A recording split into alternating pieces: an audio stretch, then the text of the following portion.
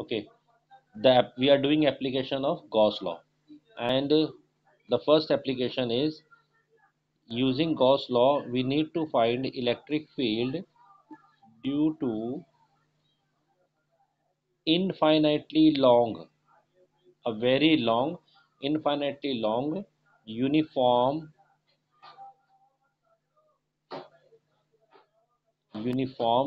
charged wire। Means एक बड़ी लंबी इन्फाइनेटली लॉन्ग चार्ज वायर है और उस पूरी तार पे चार्ज बिखरा हुआ है।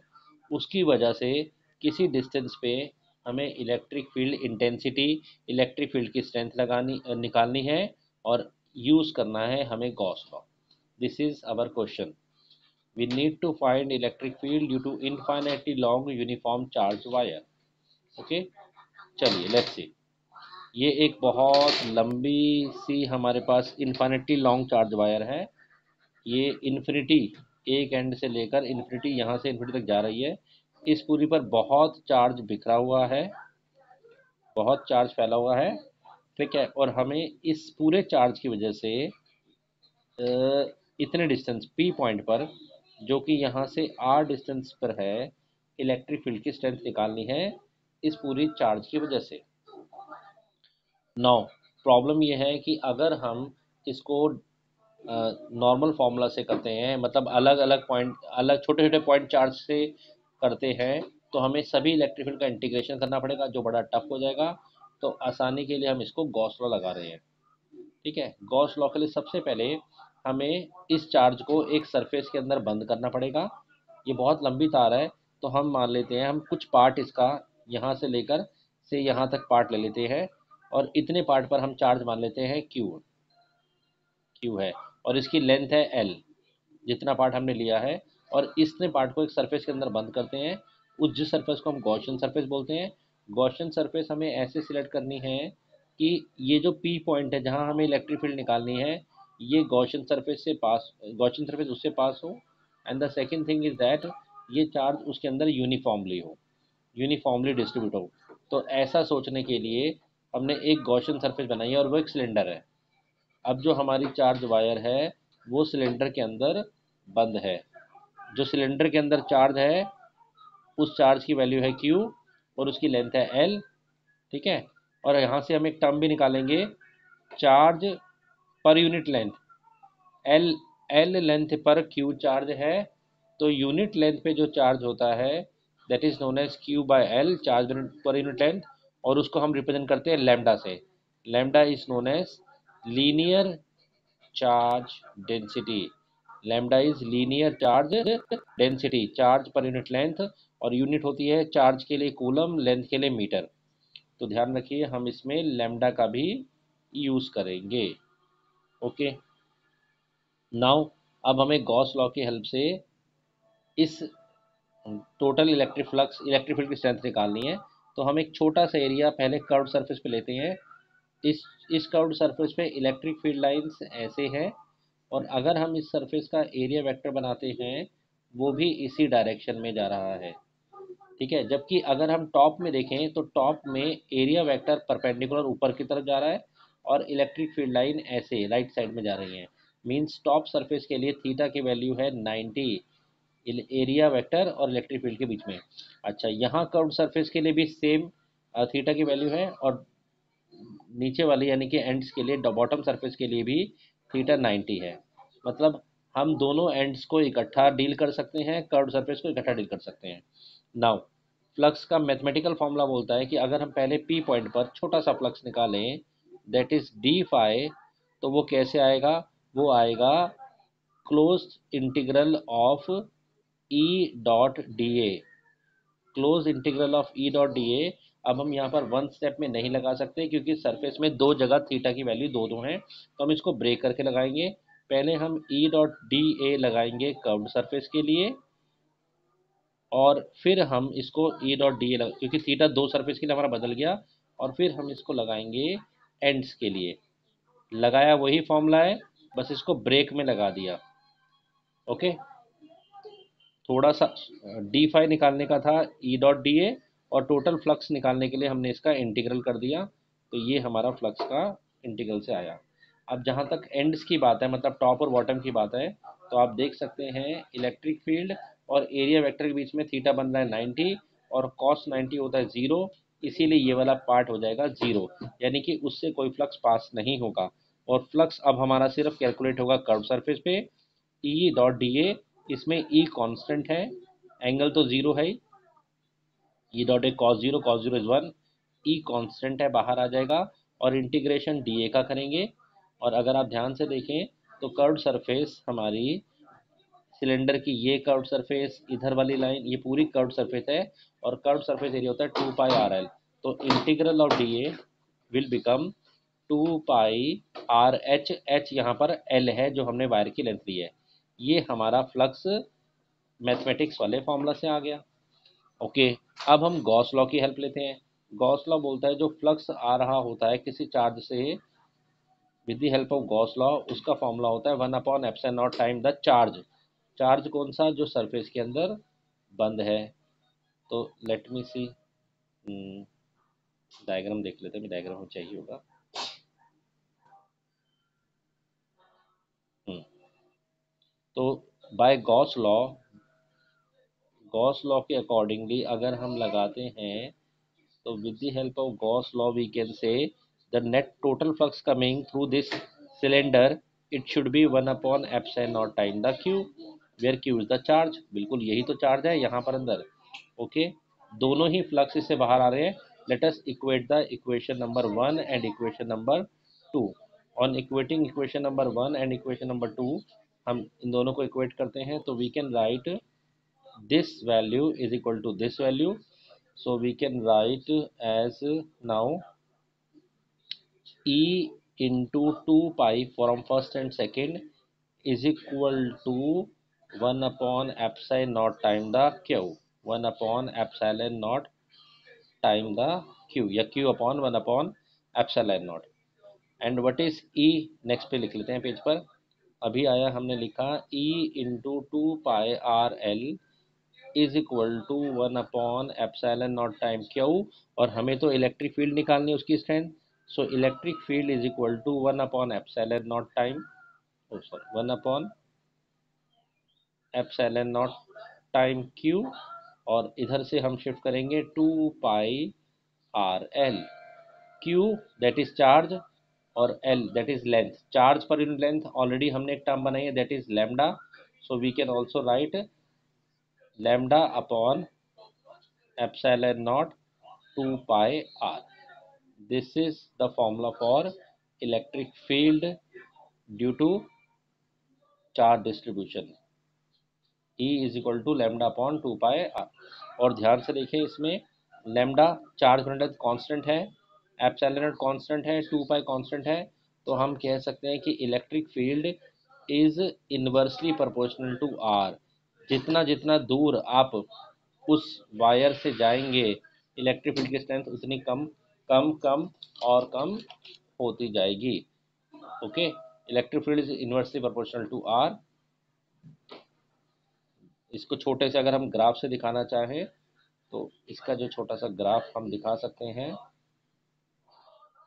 इलेक्ट्रिक फील्ड और आर के बीच में जैसे जैसे डिस्टेंस बढ़ रहा है, इलेक्ट्रिक फील्ड धीरे धीरे कम होती जा रही है। Graph will go like this. Okay, so this is our important result for electric field due to a linear charge distribution। Okay, the next application is we need to find electric field due to a plain sheet of charge। एक plane सी sheet है, charge उस पर फैला हुआ है, एक बहुत ही पतली, इसकी थिकनेस की कोई इंपॉर्टेंस नहीं है, शीट है प्लेन, और इस पर हम मान लेते हैं there is a charge, that is charge is Q, और ये पूरी शीट के ऊपर ऐसे चार्ज स्प्रेड हुआ है। अब ये चार्ज एरिया पे स्प्रेड है। मैं आपको यहाँ पर एक टर्म और इंट्रोड्यूस कर देता हूँ, दैट इज सिग्मा। सिग्मा क्या होता है? Charge per unit area. Lambda क्या था? चार्ज पर unit length. Sigma is charge per unit area. तो सिग्मा को हम क्या बोलते हैं? That is surface charge density.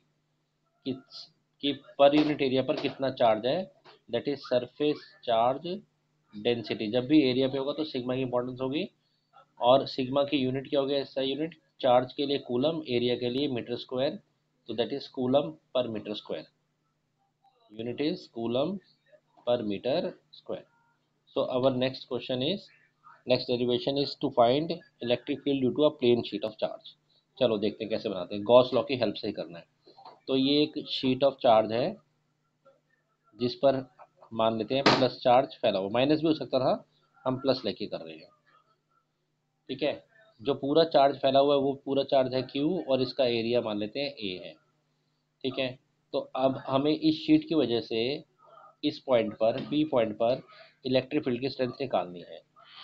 Now Gauss theorem बोलती है कि एक काम करो, आप इस चार्ज को ना पहले अनक्लोज कर दो, तो हम पूरी शीट की जगह एक छोटा सा पार्ट जो इस सिलेंडर के अंदर आ जाता है, एक सिलेंडर इस शीट से पार कर देते हैं और सिलेंडर इस तरह से पास करते हैं शीट में से आगे और पीछे से कि ये जो अंदर वाला चार्ज है शीट के अंदर वाला, ये सिलेंडर के अंदर एनक्लोज हो जाए।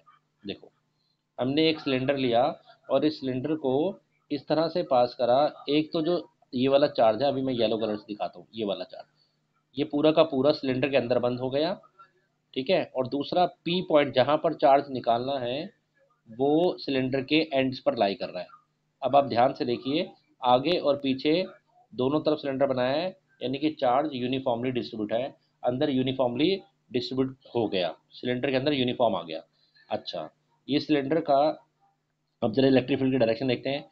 यहाँ से जो इलेक्ट्रिक फील्ड निकलेगी प्लेट से वो सिलेंडर के एंड्स पे ऐसे जाएगी, एंड्स में इलेक्ट्रिक फील्ड डायरेक्शन ये रही, और यहाँ एरिया वेक्टर भी ऐसे ही जाएगा, मतलब theta for the ends will be zero. जबकि कर्व्ड सरफेस के लिए इलेक्ट्रिक फील्ड लाइन, देख रहे हो ये शीट है ना, पॉजिटिव शीट है, तो इससे इलेक्ट्रिक फील्ड लाइन तो ऐसे ही चल रही है, यही दिखाई मैंने, उसके अंदर थोड़ा चार्ज ले लिया।